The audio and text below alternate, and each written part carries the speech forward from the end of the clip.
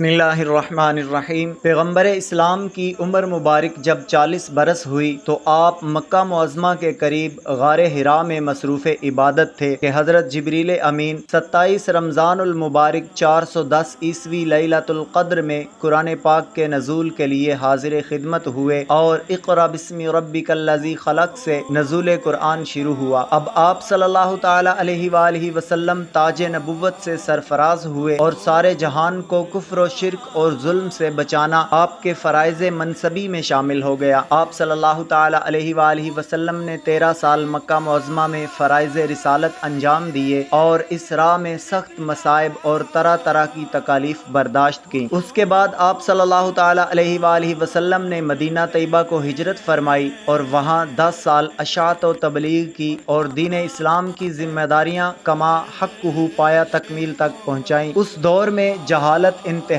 کے عروج پر تھی، انسان اللہ کے راستے سے بھٹک چکے تھے اور اپنے اپنے معبود بنا کر ان کی پوجا کیا کرتے۔ پیغمبر اکرم صلی اللہ تعالی علیہ وآلہ وسلم نے لوگوں کو بڑی کامیاب زندگی گزارنے کا نمونہ پیش کیا، جس میں صلح، جنگ، فقر و سلطنت، دولت و حشمت، خدا اور بندوں کے تعلقات، حاکمیت و محکومیت، راحت و سکون، جلوت و خلوت، جلال و جمال، یعنی زندگی کے ہر پہلو کے متعلق عملی مثال پیش کی۔ اسی لیے آپ کی زندگی کو مثالی زندگی بنایا گیا۔ اگر اس مثالی زندگی کو خود پیغمبر اکرم صلی اللہ تعالی علیہ وآلہ وسلم کے ارشاد کی روشنی میں دیکھا جائے تو زیادہ بہتر ہوگا۔ حضرت علی رضی اللہ تعالی عنہ سے روایت ہے کہ آپ نے رسول اللہ صلی اللہ تعالی علیہ وآلہ وسلم سے سوال کیا کہ حضور کی سنت کیا ہے، یعنی آپ کا طریقہ کیا ہے؟ تو پیغمبر اکرم صلی اللہ تعالی علیہ وآلہ وسلم نے فرمایا، معرفت خداوندی میرا رئیس المال ہے،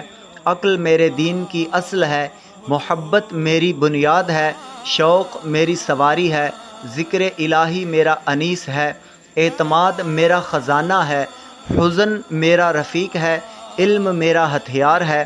صبر میرا لباس ہے، رضا میری غنیمت ہے، عجز میرا فخر ہے،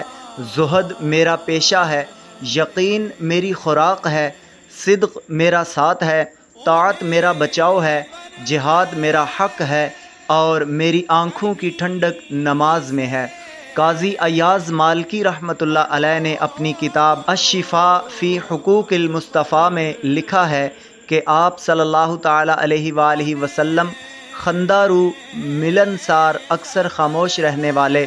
بکثرت ذکر کرنے والے، لغویات و فضولیات سے دور رہنے والے، بیہودہ پن سے نفرت کرنے والے، بہترین رائے اور اعلیٰ ترین عقل والے، انصاف کے معاملہ میں قریبی اور اجنبی برابر ہوتا، مساکین سے محبت فرماتے اور غرباء میں رہ کر خوش ہوتے، کسی فقیر کو اس کی تنگ دستی کی وجہ سے حقیر نہ سمجھتے اور کسی بادشاہ کو اس کی بادشاہی کی وجہ سے بڑا نہ جانتے، اپنے پاس بیٹھنے والوں کی دلجوئی فرماتے، زمین پر بغیر کسی فرش و مسند کے بیٹھ جاتے، اپنے جوتے خود ٹانک لیتے اور اپنے کپڑوں کو خود پیوند لگاتے، کافر سے بھی خندہ پیشانی سے ملتے۔ حجت الاسلام امام غزالی رحمۃ اللہ علیہ اپنی معروف کتاب کیمیائے سعادت میں لکھتے ہیں کہ آپ صلی اللہ تعالی علیہ وآلہ وسلم مویشیوں کو چارہ خود ڈالتے، اونٹوں کو باندھتے، خادم کے ساتھ بیٹھ کر کھانا کھا لیتے، خادم کے کام کاج میں اس کی مدد فرماتے، بازار سے خود جا کر سودا خریدتے اور خود ہی اٹھا لاتے، ہر ادنا و اعلیٰ اور بزرگ کو سلام کرنے میں پہل کرتے، جو کوئی ساتھ ہوتا اس کے ہاتھ میں ہاتھ دے کر چلا کرتے، آقا غلام حبشی میں بالکل فرق نہ کرتے، کیسا ہی کوئی حقیر شخص دعوت کرتا آپ قبول فرما لیتے، جو کچھ کھانا سامنے رکھ دیا جاتا اسے پوری رغبت سے کھا لیتے، رات کے کھانے سے صبح کے لیے اور صبح کے کھانے سے رات کے لیے کچھ بھی بچا کر نہ رکھتے، آپ کریم الطبع کشادہ روح تھے، چہرے پر مسکراہٹ ہمیشہ رہتی، ہر ایک پر رحم فرماتے، کسی سے کچھ طمع نہ رکھتے اور سر مبارک کو جھکا کر رکھتے۔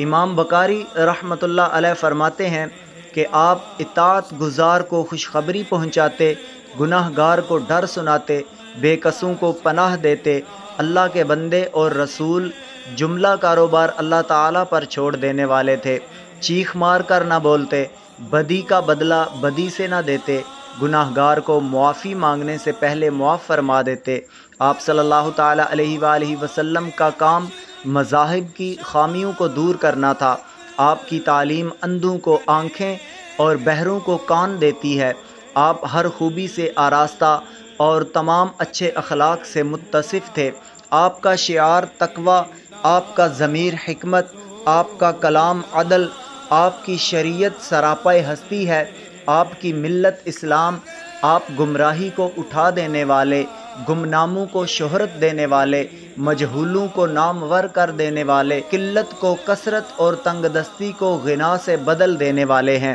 امام بصیری رحمۃ اللہ علیہ اپنے قصیدہ بردہ شریف میں لکھتے ہیں کہ پیغمبر اسلام پاک ہیں کسی بھی شریک سے اپنی خوبیوں میں، پس ان کی ذات میں حسن ناقابل تقسیم جوہر ہے۔ اپنے فضائل و کمالات، محامد، محاسن اور مکارم اخلاق میں اپنا کوئی ثانی نہیں رکھتے تھے۔ آپ صلی اللہ تعالیٰ علیہ وآلہ وسلم کے اخلاق حسنہ کا بیان